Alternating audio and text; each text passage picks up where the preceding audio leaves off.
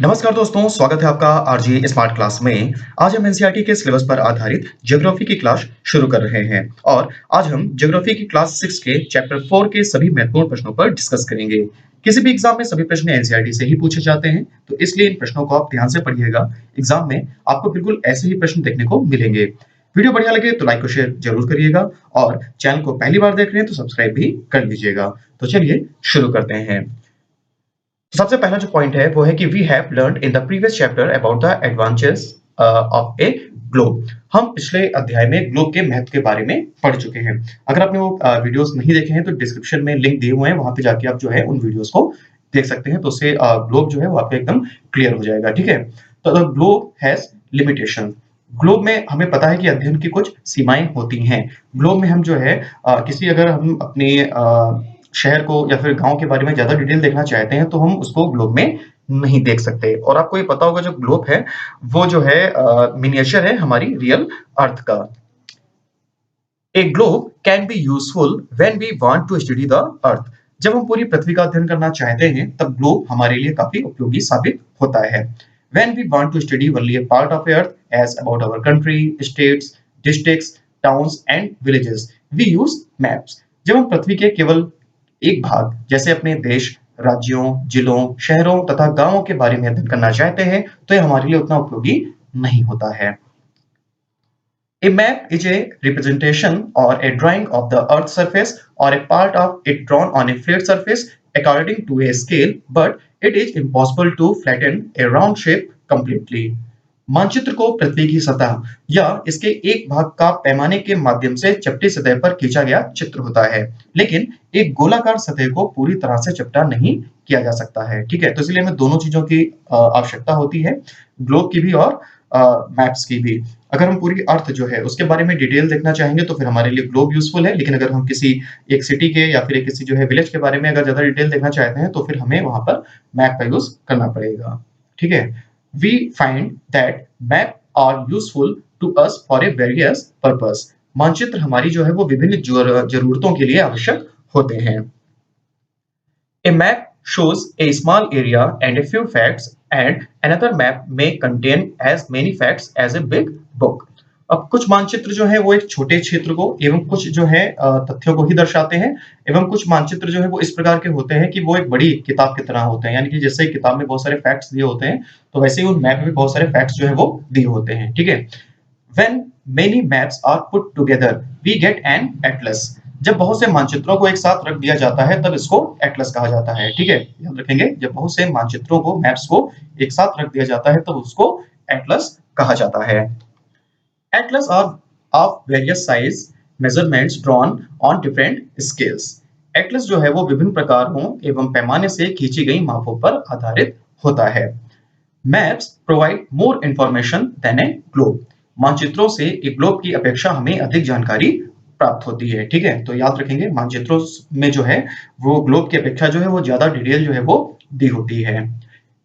They are different type of maps. मानचित्र जो है वो विभिन्न प्रकार के होते हैं। अब सबसे पहले जिस हम लोग जो है मानचित्र की बात करेंगे वो है फिजिकल मैप, यानी कि भौतिक मानचित्र। तो maps showing natural features of the earth such as mountains, plateaus, plains, rivers and oceans are called physical maps।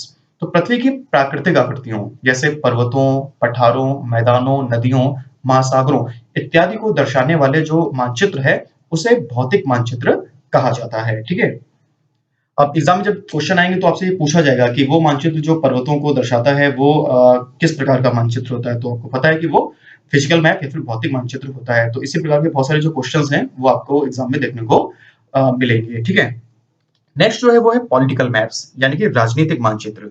तो map showing cities, towns and villages and different countries and states of the world with their boundaries are called political maps. तो राज्यों, नगरों, शहरों तथा गांवों और विश्व के विभिन्न देशों व राज्यों तथा उनकी सीमाओं को दर्शाने वाले जो मानचित्र है उसको राजनीतिक मानचित्र कहा जाता है। ठीक है, अब हम थोड़ा सा एक बार जो है फिर से डिटेल में देख लीजिए कि ऐसा मानचित्र जो राज्य, नगर, शहर तथा गांव या फिर जो है विश्व के जो विभिन्न देश हैं और उनके जो राज्य हैं, उनकी जो सीमाएं हैं, ठीक है, उनके जो बॉर्डर्स हैं, उनको जो मैप हमें दिखाता है तो उसको हम लोग बोलते हैं पॉलिटिकल मैप, यानी कि राजनीतिक मानचित्र।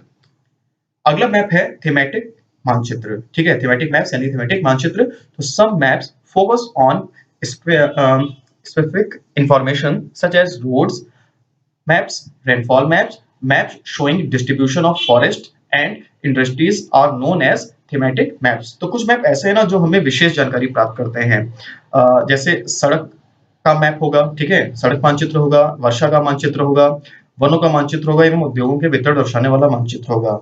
अब ये जो मैप है इसमें जैसे कि आपको बताया जाएगा कि यहाँ पर इस सड़कें जो है वो कहाँ-कहाँ पर हैं, कौन सी सड़क जो है वो कहाँ पे जा रही है, किस एरिया में कितनी वर्षा हो रही है, किस एरिया में कितने वन हैं, कौन सा ऐसा एरिया जहाँ पे कितने उद्योग हैं, कौन-कौन से उद्योग हैं।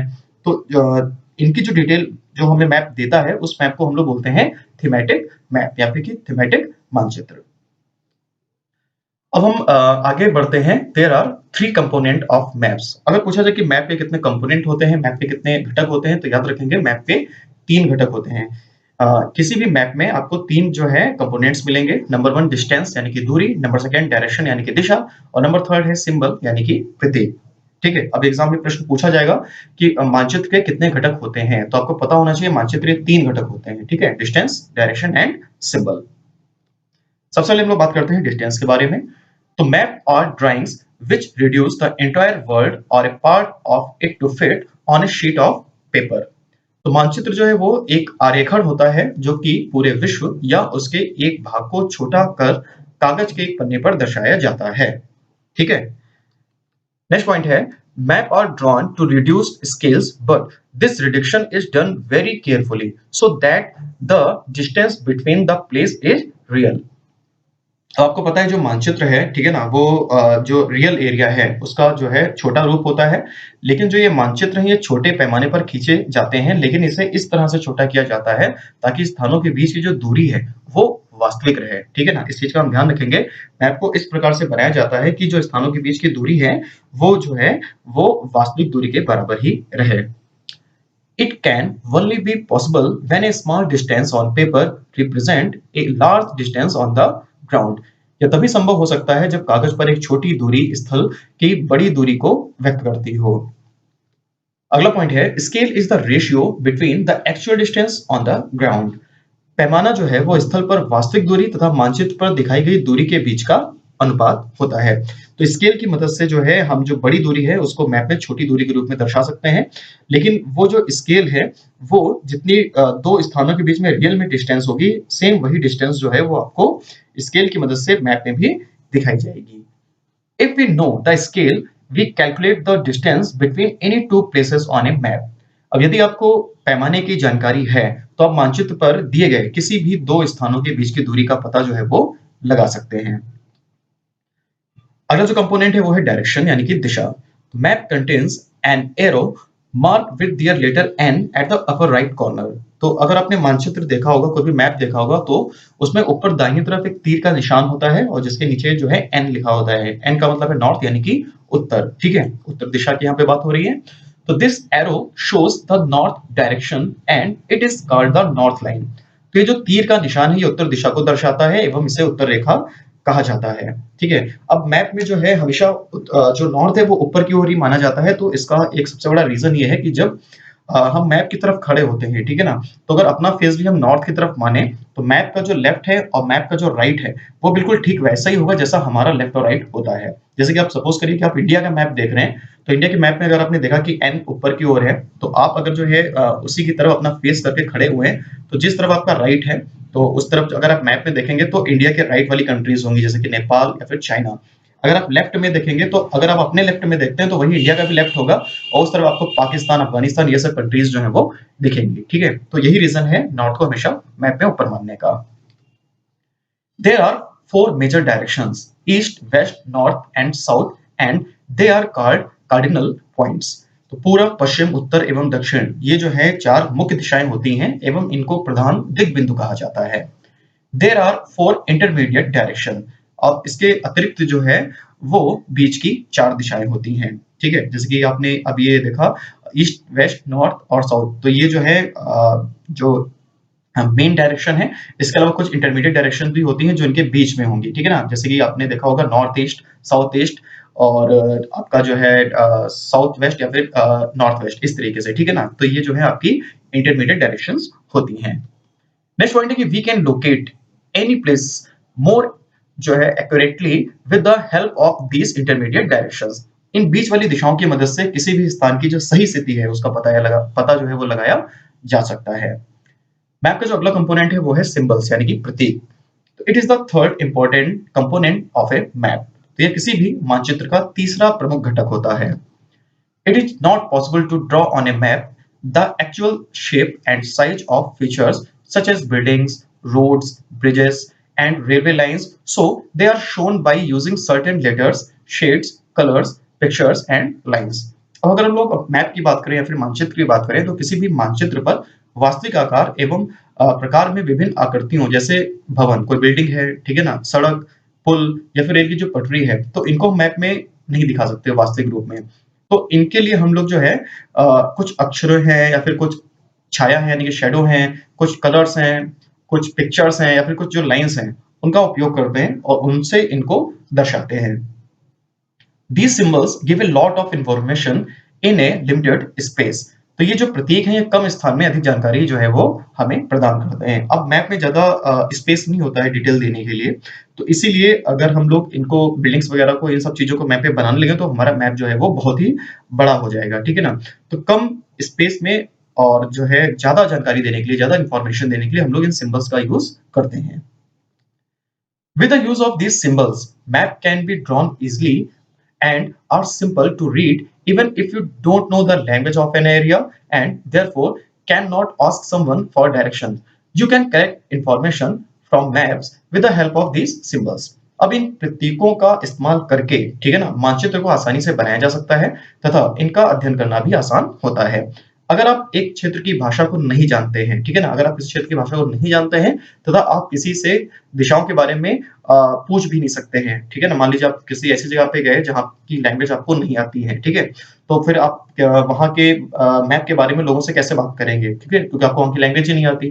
तो वहाँ का जो मैप है तो वो मैप जो है इन सिंबल्स की मदद से आप आसानी से जो है वो समझ सकते हैं और फिर जहाँ पे आपको जाना है वहाँ पे आप जा सकते हैं, ठीक है। तो याद रखेंगे कि इन चिन्हों की सहायता के द्वारा जो कोई भी मैप है, किसी भी कंट्री का मैप हो, वहां की जो डिटेल है वो आप इजिली जो है वो ले सकते हैं, ठीक है ना, उस मैप की।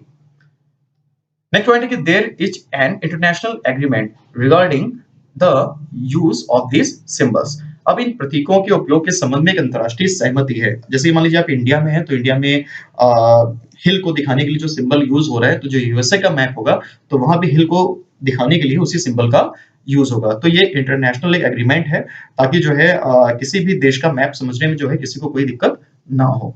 तो these are called conventional symbols. तो ये जो सिंबल्स हैं जो पूरी दुनिया में, पूरे विश्व में जो है एक जैसे ही माने जाते हैं, तो इनको रूल प्रतीक कहा जाता है। याद रखेंगे, बहुत इंपॉर्टेंट पॉइंट है ये कि these are called conventional symbols यानी कि रूल प्रतीक, इनको रूल प्रतीक कहा जाता है। नेक्स्ट पॉइंट है various colors are used for the same purpose. Generally, blue is used for showing water bodies, brown for mountain, yellow for plateau, and green is used for plains. विभिन्न रंगों का उपयोग भी इसी उद्देश्य से किया जाता है। जैसे नीले रंग का जो इस्तेमाल है वो जलाशयों को दिखाने के लिए किया जाएगा, नदी है, समुद्र है, इनको अगर हमें दर्शाना है तो फिर वहां पे हम नीले रंग का यूज करेंगे, ठीक है। भूरा रंग जो है वो पर्वतों के लिए यूज किया जाता है, पीले रंग से पठारों को दिखाया जाता है, जबकि जो हरा रंग है वो मैदानों को दर्शाता है। अगला जो कंपोनेंट है वो है आपका अगला पॉइंट है आपका स्केच यानी कि रेखा चित्र। स्केच यानी रेखा चित्र क्या होता है, तो याद रखेंगे a sketch is a drawing mainly based on memory and spot observation and not to scale. तो रेखा चित्र जो है वो एक आरेखण है जो पैमाने पर आधारित ना होकर स्थानीय प्रेक्षण पर आधारित होता है। मान लीजिए किसी जगह पे आप गए और आपसे कहा गया कि यहाँ का जो स्केच है या फिर यहाँ का जो मैप है वो आपको बना के देना है, तो वहां पर जो मैप है वहां पे आप इसका स्केल का यूज नहीं करेंगे, यानी कि आप चीजों को मानेंगे, वहां पे मापेंगे नहीं।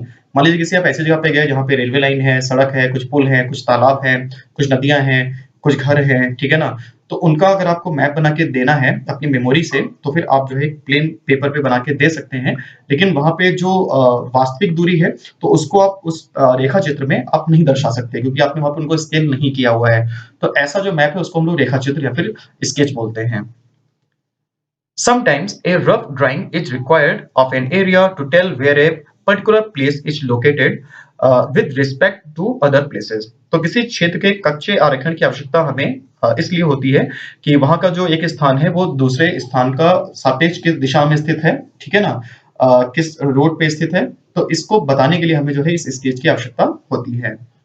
नेक्स्ट पॉइंट है इसके बाद में प्लान यानी कि खाका, ठीक है। तो a plan is a drawing of a small area on a large scale.